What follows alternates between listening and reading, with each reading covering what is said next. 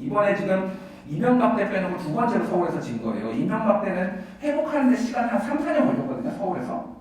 민주당이 지금 회복을 할 수가 있느냐. 민주당은 지금까지 정부 단위 선거에서는 서울에서의 탄탄한 이런 표차를 가지고 나머지를 갭을 메꾸는, 왜냐면 호남이 숫자가 적기 때문에 그 전략을 지금 그 대전략이 좀 깨진 거예요. 물론 경기도에서 소폭으로 더 늘어났습니다. 이 부분을 민주당은 앞으로 이제 어떻게 할 것이냐. 서울에서 열세를 당분간 최소한 몇 년은 갈 텐데 이 부분을 좀 민주당이 고민을 하셔야 될 것 같고요. 젠더 문제가 심각하지만은 페미니즘 때문에 민주당이 진 건 아니다라고 제가 이제 그때 말씀을 드렸는데, 당시에 모셨던 분들 그리고 이준석 대표 이제 추후에 이제 당대표 사퇴하면서 모든 분들이 다 민주당은 페미니즘을 버려야 된다라고 그때 굉장히 많은 분들이 얘기를 했거든요. 사실은 민주당이 이번에 마지막에 2030 여성들 덕분에 굉장히 마지막에 추격을 했죠. 근데 그 과정을 보면은 민주당의 어떤 스탠스나 정책은 엉망진창이었다.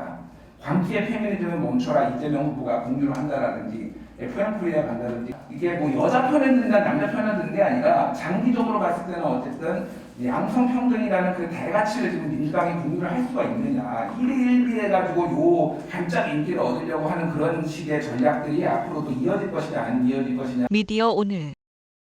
일단은 젠더 문제가 굉장히 중요한데, 젠더 문제에 있어서 굉장히 큰 오해가 있습니다. 하나는 문재인 정부 들어서서 이 문제가 발생했다라고 착각을 하시는 분들이 굉장히 많아요. 2017년 대선의 그 갤럽의 여론조사 있거든요. 그거부터 말씀을 드릴게요.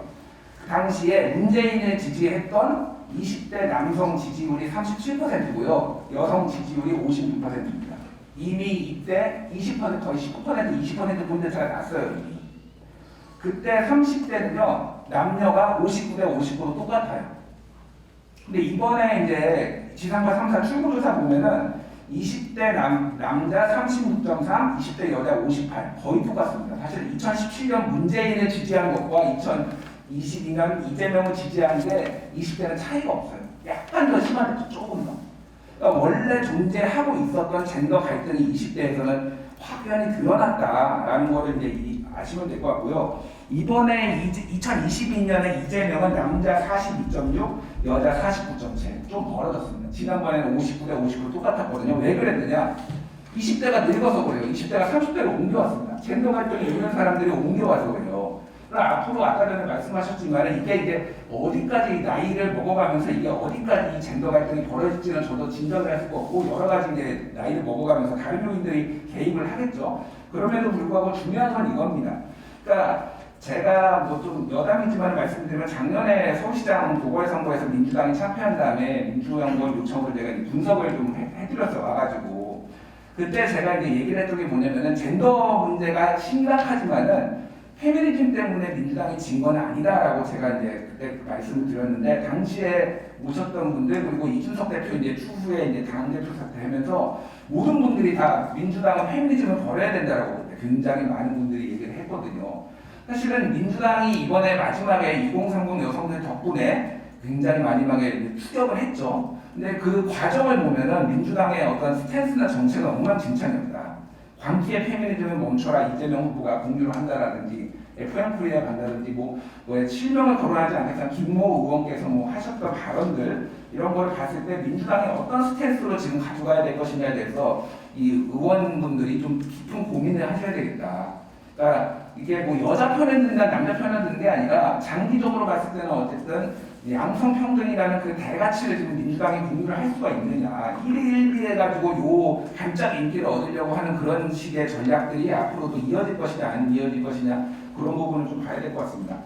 그리고 또 하나는 이번에 이제 굉장히 두드러졌던 게 뭐냐면은 40대의 투표율이 많이 떨어졌어요. 네, 이거는 아직 선관위 조사가 아니라 출구조사 결과거든요. 2017년에는 40대가 74.9%였는데 이번에 70.4%입니다. 40대가 만약에 지난번 대선만큼 투표를 했으면 민주당이 이겼습니다. 그럼 왜 40대가 이렇게 떨어졌느냐? 반면에 60대 이상은 지난번에 79.1에서 이번에 84.4%로 거의 5%포인트 올랐어요. 정권 교체하려고 다 노인분들 다 나오셨다고 보면 되는 거고요. 40대들은 민주당 국힘은 못 찍겠어. 하지만은 민주당 꼴 보기 싫어라고 해가지고 포기하신 분들 굉장히 많았다라는 걸 보시면 될 것 같아요. 왜 그랬느냐? 그 요인들은 뭐 뒤에도 설명드리겠지만 부동산 문제, 그리고 조국 사태에 의한 내로남불, 그리고 이제 젠더 문제가 등등등등이 있었습니다.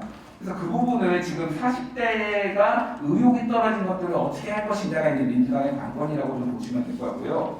아까 전에 이제 박종인 교수님께서 설명하셨지만은 서울은 완벽하게 부동산하고 동조화됐습니다. 그것도 아파트하고 동조화됐어요. 이거는 기사를 한번 읽어보시면 좋을 것 같아요.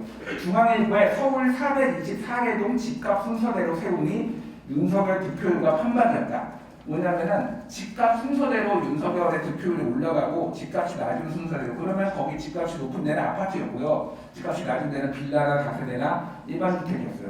완벽하게 부동산이었는데 이 부분을 민주당이 앞으로 어떻게 해결을 할 수가 있을 것인가에 대한 고민이에요. 사실은 서울은 아까 전에 뭐 서울에서 이기면은 다 이겼다라고 하셨지만은 2007년을 빼놓고는 민주당은 서울에서 진 적이 한 번도 없습니다. 지금까지. 92년에도 김영삼 후보한테 졌지만 김대중 후보가 서울에서 더 가져갔고요. 2012년에도 문재인 후보가 박근혜한테 졌지만은 문재인 후보가 이겼어요. 서울에서. 이번에 지금 이명박 때 빼놓고 두 번째로 서울에서 진 거예요. 이명박 때는 회복하는 데 시간 한 3, 4년 걸렸거든요. 서울에서. 민주당이 지금 회복을 할 수가 있느냐. 민주당은 지금까지 정부 단위 선거에서는 서울에서의 탄탄한 이런 표차를 가지고 나머지를 갭을 메꾸는, 왜냐면 호남이 숫자가 적기 때문에 그 전략을 지금 그 대전략이 좀 깨진 거예요. 물론 경기도에서 소폭으로 더 늘어났습니다. 이 부분을 민주당은 앞으로 이제 어떻게 할 것이냐. 서울에서 열세를 당분간 최소한 몇 년은 갈 텐데 이 부분을 좀 민주당이 고민을 하셔야 될 것 같고요. 30대, 사실은 이번 선거에서 굉장히 이대남만 주목을 받았는데 가장 주목을 해야 될 거는 30대입니다. 왜 30대를 주목을 해야 되냐면은 그러니까 정확하게 2012년 선거하고 2022년 선거의 나이대가 딱 10년 차이기 때문에 이들이 그때 20대가 지금의 30대고 그때 30대가 지금의 40대잖아요. 그러면 이들의 투표 성향이, 그리고 이번 그때가 공통점이 뭐냐면 양자구도였어요. 거의. 그렇기 때문에 딱 나옵니다. 무슨 얘기냐면은 다른 나이대들은 투표율이 문재인을 찍은 것과 이재명을 찍은 게 큰 차이가 안 나요. 근데 30대는 2012년에 20대는 문재인을 65.8을 찍었거든요. 근데 지금 30대가 이재명을 46.3을 찍었습니다. 20%포인트가 빠졌어요. 왜 빠졌느냐? 이제 부동산 문제 때문이라는 거예요. 이 부분을 조금 고민을 이제 하셔야 될 것 같고, 또 하나는 범진보 계열은 계속 증가하고 있습니다. 그러니까 92년도와 97년도 선거를 치르면서 이번에는 윤석열 후보한테 졌지만 사실은 이재명 심상정을 합치면 이기거든요. 사실은 점점 범진보 계열이 늘어나고 있다는 것은 결선 투표제에 대해서 민주당이 좀 진지하게 고민해볼 필요가 있다. 이런 부분을 하나 말씀을 드리고요.